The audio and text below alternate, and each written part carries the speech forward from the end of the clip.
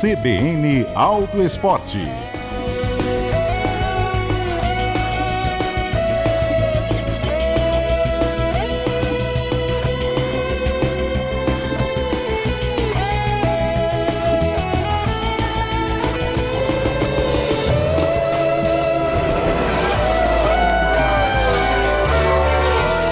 No CBN Auto Esporte de hoje você vai saber tudo sobre o novo SUV Renault Boreal. É a nova aposta da Renault aqui no nosso mercado. É o primeiro SUV médio que a montadora produz aqui no Brasil e é a nova aposta para disputar num segmento bastante competitivo. Vai enfrentar modelos como o Jeep Compass, Volkswagen Taos, Toyota Corolla Cross. Não é um segmento fácil, mas é uma aposta forte que a Renault está fazendo nesse segmento. E a gente vai contar hoje para você como é dirigir esse carro, porque eu e a Jade Peroni, que já está aqui comigo, dirigimos e a gente vai poder te trazer alguns detalhes. Eu sou o Guilherme Muniz e, como eu já adiantei, a Jade Peroni da revista Auto Esporte está por aqui hoje. Jade, tudo bem? Bem-vinda? Tudo bem, Gui. Muito obrigada pelo convite. Vai ser muito bom falar de Boreal aí. Vamos ver. Muita coisa para antecipar para os nossos ouvintes. É um carro que está chegando ainda às lojas, né? Nesse momento em que a gente grava, ele está em pré-venda, vai começar a ser distribuído em breve. Está chegando com 3 versões, com preços de 180 mil, 200 mil e 215 mil reais. Bom, a gente testou a versão Iconic, que é a versão topo de linha, é essa de 215 mil reais, então, sim, é a versão que tem mais coisas, que tem mais itens, que tem mais conforto, mas é também a versão mais cara e é o que a Renault promete entregar o completo desse carro. Claro que se você for buscar a versão mais barata, vai perder um item ou outro, faz parte, mas aqui a gente vai poder explicar o que a Renault espera com esse modelo. Jade, queria começar te ouvindo. Como que você apresentaria o Boreal para quem ainda não conhece, nem viu esse carro, muito menos acelerou? Quais suas primeiras impressões do Boreal? Então, quando eu vi o Boreal assim por foto, né, eu tive a impressão de que a Renault ela acertou muito bem nessa questão do design dele. Eles trouxeram uma proposta diferente, uma proposta mais ousada, que começou lá no Cardian, mas ainda fazia essa transição. E agora com o Boreal, acho que eles meio que desvincularam um pouco do design de outros modelos que a marca vende no Brasil. E assim, nesse primeiro contato, como você disse, a gente testou a versão topo de linha, mais completa. E eu tive...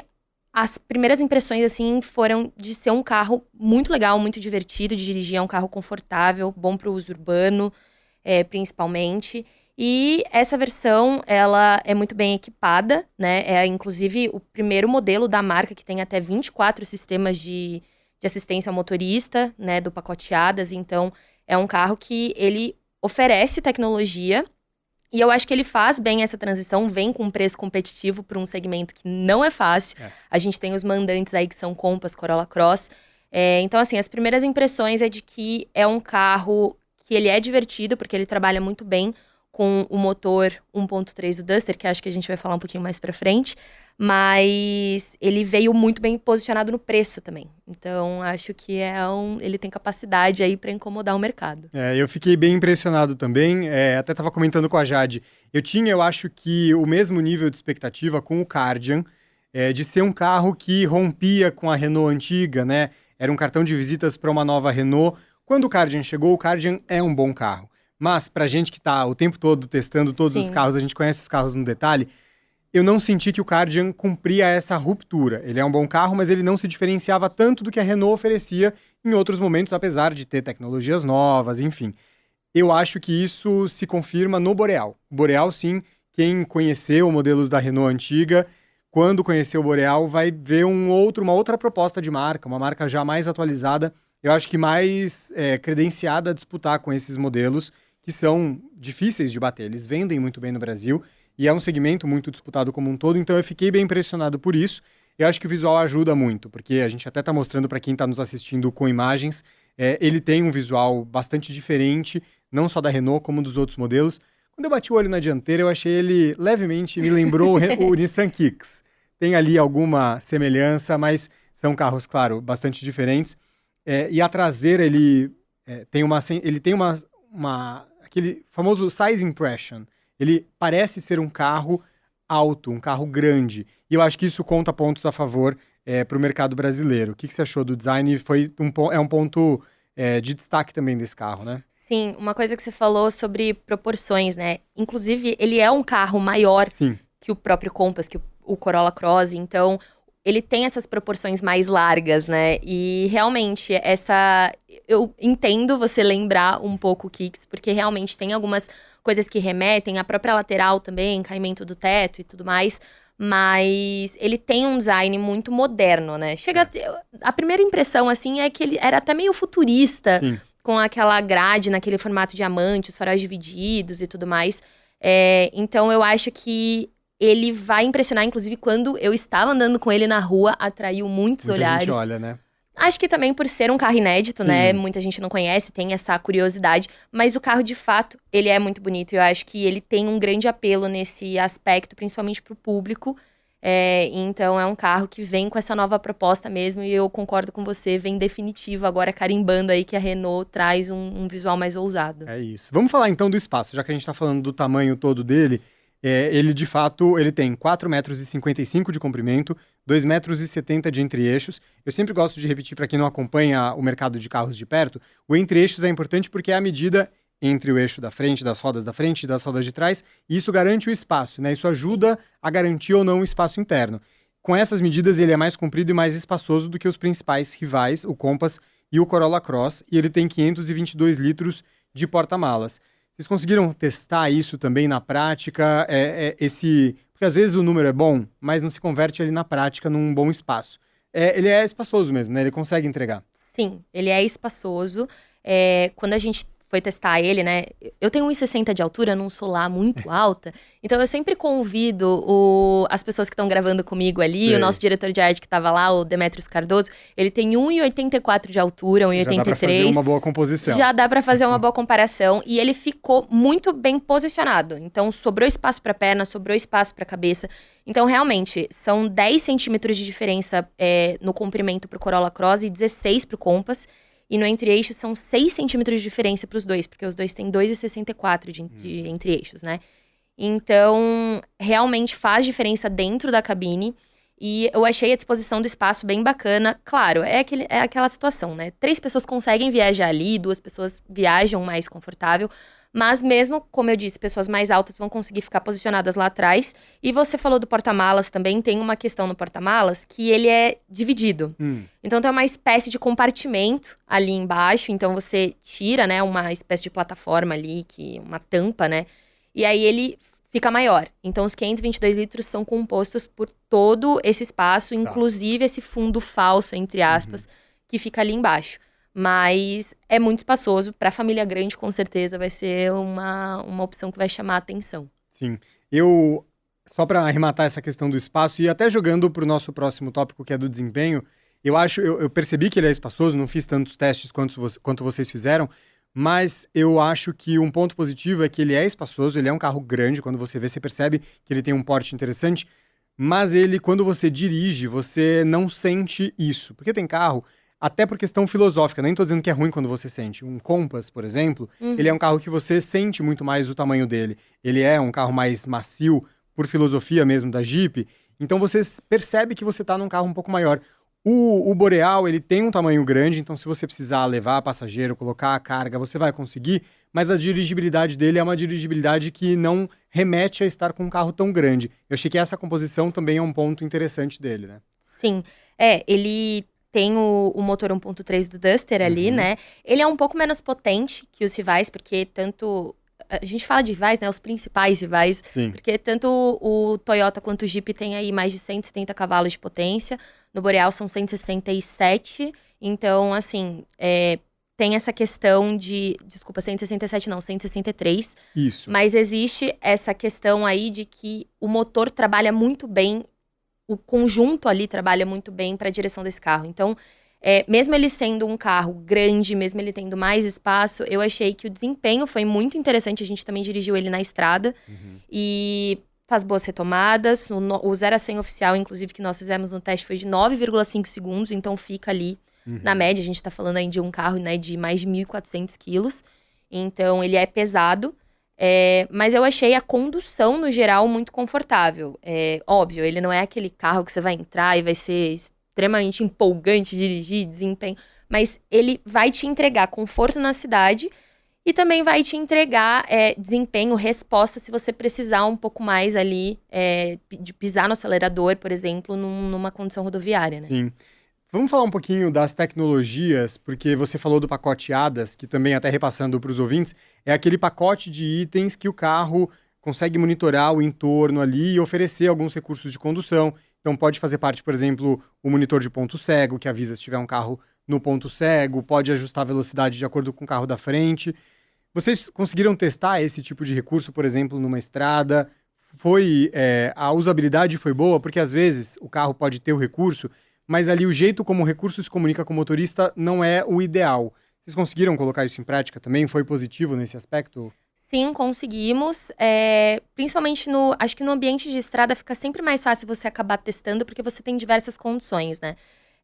Nós testamos o alerta de aproximação, o sensor de aproximação, e ele funciona muito bem. Ele não dá aquele tranco que alguns carros dão, né? Pra quem não gosta muito, não tá acostumado a dirigir com esses sistemas, às vezes dá até um susto quando o carro chega mais perto, ele já dá aquele tranco. A única coisa que eu achei, assim, é que o sensor de faixa de mudança e de saída, ele é um pouco sensível. Então, quando você vai chegando ele já vai apitando, e aí você precisa, aquela coisa, né? Procurar o que tá acontecendo, entender pra conseguir voltar ao carro. Mas achei que funciona super bem, alerta de ponto cego também. Frenagem de emergência a gente não testou, mas no geral, assim, a gente achou que o pacote ADAS no todo, eu achei, né, que esses sistemas de segurança trabalham muito bem no carro. Boa. Vamos falar dos modos de condução, porque tem um elemento a mais aí nos modos de condução nesse carro, porque é o seguinte, você pode colocar ele no modo convencional, no modo econômico, no modo esportivo, mas isso, grosseiramente falando, todo carro tem. Esse tem uma outra tecnologia que é o modo Smart. Ele monitora como você está dirigindo e vai adaptando o modo de condução de acordo com isso, é isso? Isso mesmo. Quando você coloca no modo Smart, ele vai trabalhar com todos os outros modos de condução que o carro tem. Que é o de economia de combustível, que é o Comfort, que é o Sport, que deixa o carro mais ajustadinho ali se você precisar de uma entrega de desempenho maior. Então, ele vai fazendo essa ponte. Então, por exemplo, a gente estava na estrada, estava no trânsito, ele estava ali usando o modo Eco para a gente ter aquela maior economia de combustível. Quando eu precisei, por exemplo, fazer uma ultrapassagem, tinha espaço para acelerar, pisei no acelerador, ele já me entregou o modo Sport. Justamente por isso. O sistema, ele, com essa conversão, né, ele trabalha junto com o câmbio, junto com esses pequenos ajustes, para te entregar um bom desempenho junto com uma economia de combustível. Então, eu também achei esse modo bem legal e realmente faz diferença ali na hora da direção. É um bom jeito para o motorista que não quer escolher se vai acelerar mais ou não. Coloca ali no Smart e conforme for pisando, o carro vai se ajustando. Agora, tem uma outra novidade que ele é o primeiro carro fabricado no Brasil com um sistema do Google nativo. Ou seja, na tela multimídia já tem alguns recursos que foram desenvolvidos em parceria com a gigante de tecnologia.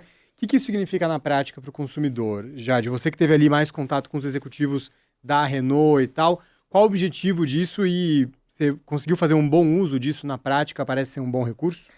Sim, fiz uso. É exatamente isso que você falou. O sistema do Google, ele já vem embutido na central. Então, existem algumas funcionalidades que elas funcionam junto com o carro sem você precisar necessariamente configurar para alguma coisa. Então, por exemplo, comando de voz. E também você consegue, o sistema Google, você consegue usar o Maps nativo da central. Então, você não precisa conectar o Android Auto, por exemplo, para usar o Google Maps. Você consegue usar ele nativo na central multimídia.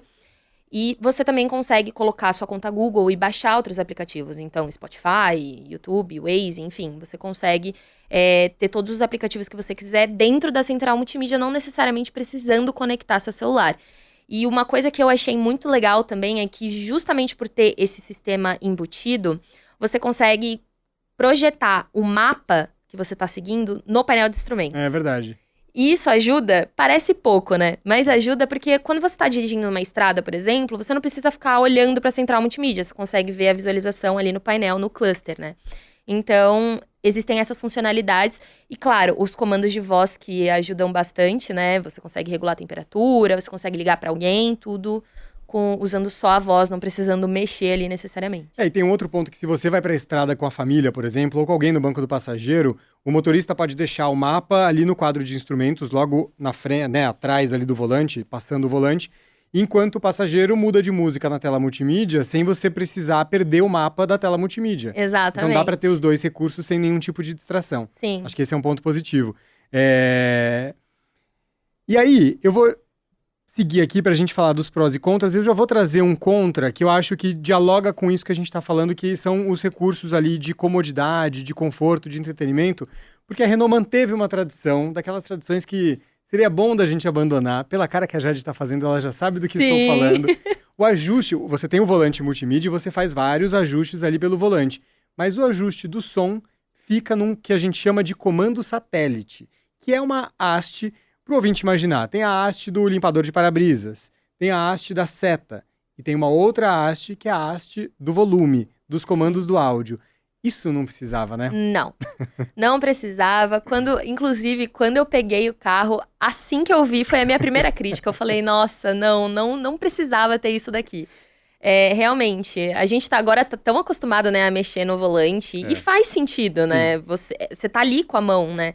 E esse comando satélite não precisava, me incomoda também. E a questão é que você também precisa ficar procurando ali um botão que você clica para aumentar, diminuir o volume. Enfim, é uma coisa que a Renault poderia ter ajustado para um projeto que é tão mais moderno, assim, em relação a outros modelos da marca, né? Eu até achei que tá um pouquinho mais fácil de usar, mas eu fiquei com a impressão de que é um apego deles que eles querem manter, porque não é possível que não tenha uma alternativa. Pois é. Quem sabe na atualização do Boreal ele ganha esse adendo, essa atualização. Vamos ver. Bom, prós e contras. O contra você diria que é esse comando satélite ou algum outro? Sim, também diria que uma coisa que me incomodou foi a câmera 360. Achei que ela poderia ter uma qualidade melhor, assim. Não que não ajude, mas acho que essa é uma questão que faz diferença ali, uma câmera com melhor qualidade para você ver o que você tá passando, os obstáculos da rua na hora de manobrar o carro, por exemplo. Então, achei essa questão que incomoda um pouco. Agora, dentro dos prós, apesar do comando satélite, eu acho que o Renault Boreal, ainda mais nessa versão topo, ele é muito bem equipado. Ele traz equipamentos interessantes, traz recursos de assistência interessantes também. E eu achei esse motor muito bem ajustado. Claro, ele é menos potente que os rivais, é importante deixar isso claro. Mas mesmo assim não me decepcionou, foi um carro que me surpreendeu nesse aspecto. Então eu diria que esse é um ponto positivo, assim. E, tendo tempo, uma coisa que também não faz muito sentido pra mim nesse carro é que ele tem freios a disco nas 4 rodas, legal. Só que a suspensão traseira é por eixo de torção. É igual do Corolla Cross, a McPherson na dianteira, eixo de torção na traseira. Podia ser um multilink, uma coisa mais refinada, que nem o Compass, por exemplo. Que ajudaria a dar uma absorvida mais nesses impactos. Mas, enfim, é uma questão que eu coloco como contra também. É o tipo de coisa que às vezes o consumidor não percebe na hora de comprar, mas no dia a dia isso pode acabar fazendo alguma diferença, né? Na sensação dele. Acho um bom contra mesmo que você mencionou. Vou colocar como pró a questão do preço, porque eu acho que ele está muito bem posicionado de preço.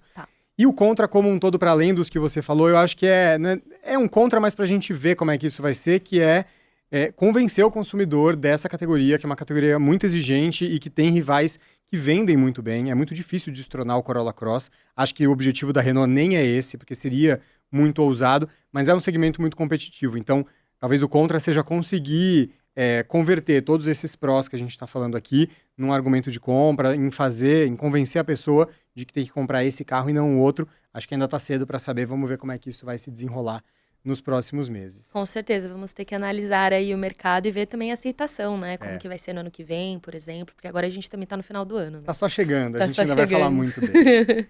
O CBN Auto Esporte segue agora falando sobre as marcas de carros mais valiosas do mundo. Jade Peroni, da revista Auto Esporte, está aqui comigo, continua nesse papo. Jade, conta pra gente como é que ficou esse ranking, quem tá melhor aí nesse levantamento?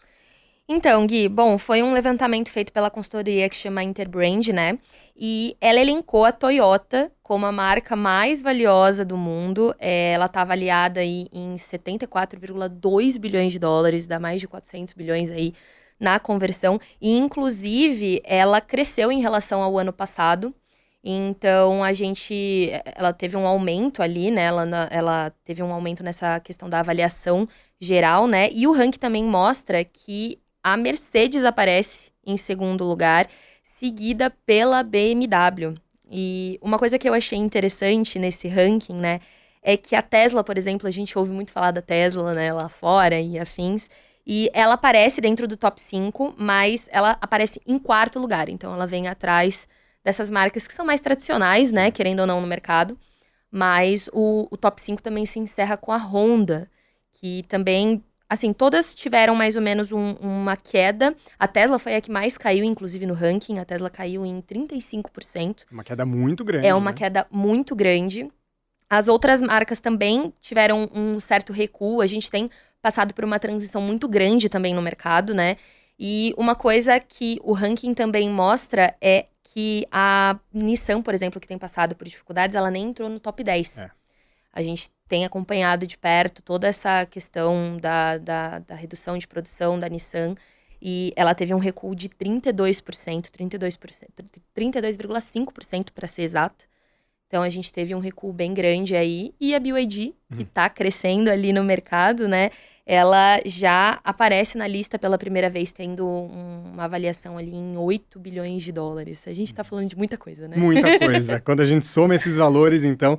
Mas me chamou muita atenção, você fala desse momento de transição das montadoras, e a Tesla, com certeza, essa queda de 35% vem muito na esteira de Elon Musk, das polêmicas todas, né?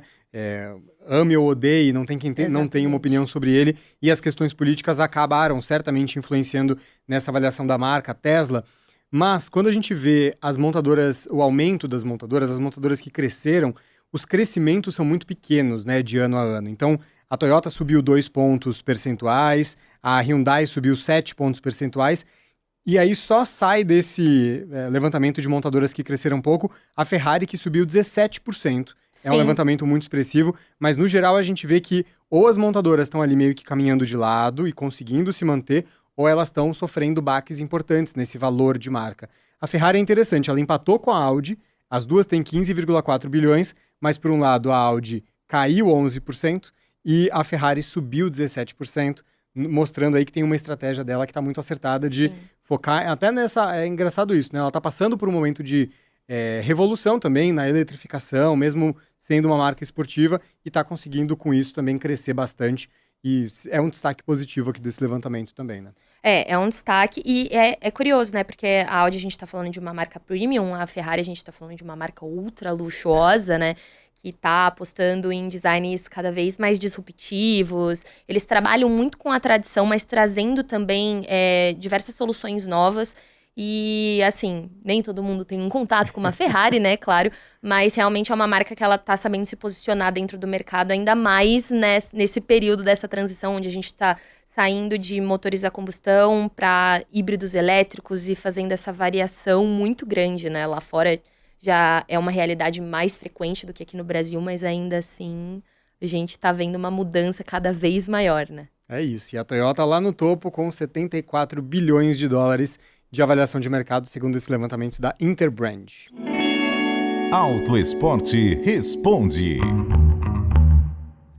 O Auto Esporte Responde de hoje fala sobre golpes envolvendo o abastecimento de combustíveis, então orientações importantes aí para ninguém sair prejudicado. A dúvida de hoje é como é que a gente pode identificar a fraude que é chamada de bomba burra. É um sistema que faz, no final das contas, o motorista pagar mais abastecendo menos. Afinal, Jade, que golpe é esse? Que indícios a gente pode observar para evitar cair nele? Bom, Gui, primeiro uma leve explicação, né? Esse esquema de fraudes, ele envolve o primeiro comando da capital, que é o PCC, mais conhecido pela sigla, né? Que acabou se infiltrando ali no segmento de combustíveis. E essa fraude, ela também é conhecida como fraude volumétrica, né? O que consiste isso? O visor da bomba mostra ali um volume maior do que realmente está sendo colocado no tanque de combustível. E a fraude, ela é aplicada diretamente na bomba, justamente daí vem o nome bomba burra ou bombas chipadas. Inclusive, o mecanismo, ele é tão avançado que as pessoas conseguem controlar isso de forma remota. Nossa. Não precisam necessariamente estar presentes, tá? Inclusive, isso, eles foram detectados aí pelo cliente misterioso, né? Que é um carro responsável aí do Instituto Combustível Legal, que vai nos postos anonimamente para fazer essa aferição, né? Para entender o que está acontecendo realmente.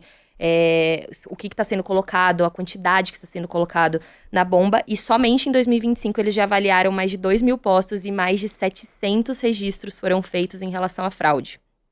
Agora, o que se pode fazer para tentar evitar, né, cair nesse golpe, nessa fraude?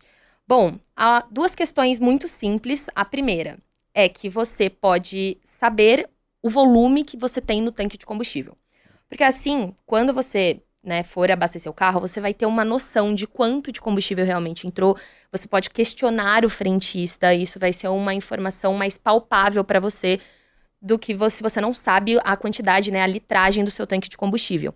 Só que o que ajuda principalmente é você fazer o pedido não por valor, mas sim por litragem. Porque é muito comum a gente chega no posto de gasolina e a gente fala, você coloca R$50, por favor, R$120, por favor. Isso acaba abrindo essa certa margem, porque você não tem aquela noção exata de quanto de volume precisa estar entrando para R$120.